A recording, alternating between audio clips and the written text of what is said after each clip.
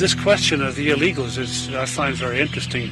Would you say that it's, at this particular moment, as important as any of the other problems facing the union? Oh, yes. In the last 3 weeks, last 2 weeks, it has become an emergency for us. Well, there's an awful lot of illegals coming in by the hundred, by the thousands. Our people are not only in some of the crews where there's now strike breaking. Some of those crews are 100% illegals, outright, openly, with no attempt to disguise it. And so it's so bad now that we estimate 60 to 70% of the farm workers in California, of the resident worker, of the citizen, is out of a job because of the wetbacks. They're coming in by the thousands, just unbelievable.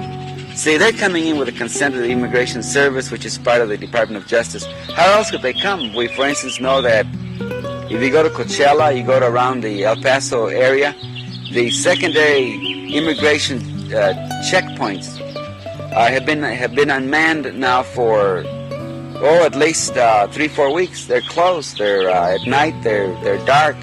There aren't any patrolmen there. It's a gimmick.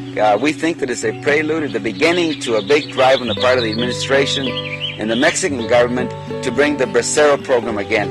It's a vicious attack on the local worker, and it's just one of those things that agribusiness thinks they can get away with it.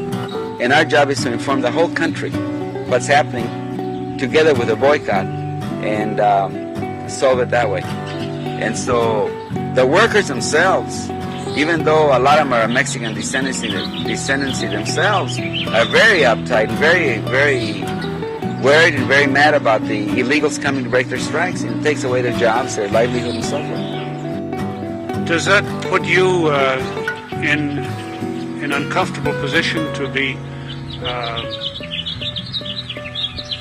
against the illegal immigrants because they are from Mexico?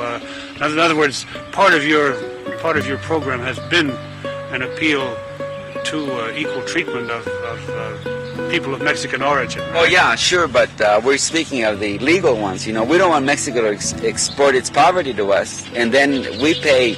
It's not the agriculture, it's not society in general. It's the farm worker again paying for those sins. You know, and Mexico should take the initiative and stop exporting the poverty to us. They should do something about the rural economy over there, and then see it's a way of breaking the strike. It's a way of demoralizing the farm workers. And for instance, the workers are going to ask for stamps, for food stamps. They're lining up the offices for welfare, and they're being told, we can't give you a job because there are plenty of jobs. And the workers say, well, there aren't any jobs.